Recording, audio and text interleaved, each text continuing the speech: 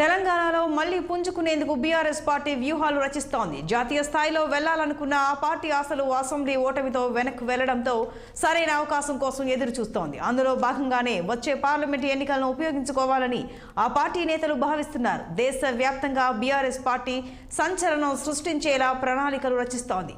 అందుకు కవితను రంగంలోకి దింపాలని యోచిస్తున్నారట. తెలంగాణ కాంగ్రెస్ కోరిక మేరకు సోనియా లేదా ప్రియాంకలు రాష్ట్రంలో పోటీ చేస్తే వారికి ప్రత్యర్థిగా కవితను బరిలోకి దింపాలని భావిస్తున్నట్లు తెలుస్తోంది.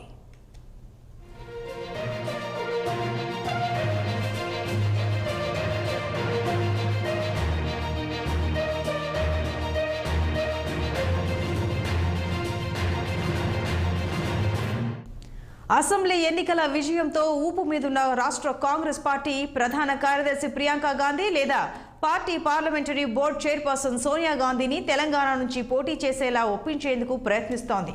ఇప్పటికే మెదక్ లేదా మల్కాజ్గిరి నుంచి ప్రియాంకను పోటీకి దింపాలనే ఆలోచనలో కాంగ్రెస్ ఉన్నట్లు తెలుస్తోంది.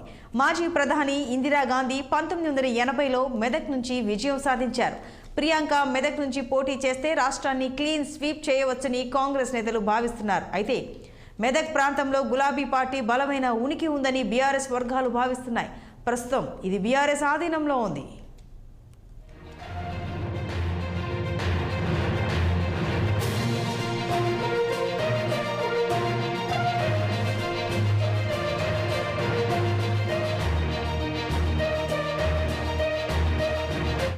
మల్కాజ్గిరి విషయానికొస్తే 2019లో ముఖ్యమంత్రి రేవంత్ రెడ్డి గట్టి పోటీలో బీఆర్ఎస్ను ఓడించి సెగ్మెంట్ను గెలుచుకున్నారు. ఈ నేపథ్యంలో సోనియా లేదా ప్రియాంకను ఇక్కడి నుంచి పోటీ చేయించాలని టీ కాంగ్రెస్ నేతలు భావిస్తున్నట్లు తెలుస్తోంది. అయితే అటు సోనియా గానీ ఇటు ప్రియాంక గానీ ఎవరు ఎక్కడ పోటీ చేసినా వారిపై కవితను బరిలోకి దింపాలని గులాబీ బాస్ కేసీఆర్ భావిస్తున్నారట. ఆ పోటీలో కవిత గెలిస్తే పూర్వ వైభవాన్ని అందుకునే అవకాశం ఉంటుందని కేసీఆర్ అండ్ టీం భావిస్తున్నారు. కవిత చివరిసారిగా 2014లో నిజామాబాద్ నుంచి ఎంపీగా గెలిచారు. 2019లో బీజేపీ నేత ధర్మపురి అరవింద్ చేతిలో ఓడిపోయారు. ప్రస్తుతం ఆమె శాసన మండలి సభ్యురాలిగా ఉన్నారు. సోనియా ప్రియాంకపై కవిత పోటీ చేస్తే ఖచ్చితంగా గెలుస్తుందని గులాబీ నేతలు చెప్పుకుంటున్నారు. ఎందుకంటే ఇటీవల జరిగిన అసెంబ్లీ ఎన్నికల్లో కేవలం 2% ఓట్ల తేడాతో మాత్రమే కాంగ్రెస్ అధికారంలోకి వచ్చింది. దీంతో బీఆర్ఎస్ పై ప్రజల్లో పూర్తిగా వ్యతిరేకత లేదని ఆ పార్టీ నేతలు అనుకుంటున్నారు. ఈ నేపథ్యంలో కవితను బరిలోకి దింపితే లోకల్ సెంటిమెంట్తో ఈజీగా గెలవచ్చని చెప్పుకుంటున్నారు. అయితే ఇదంతా జరగాలంటే టీ కాంగ్రెస్ నేతల విన్నపానికి సోనియా ప్రియాంకలు అంగీకరించాలి.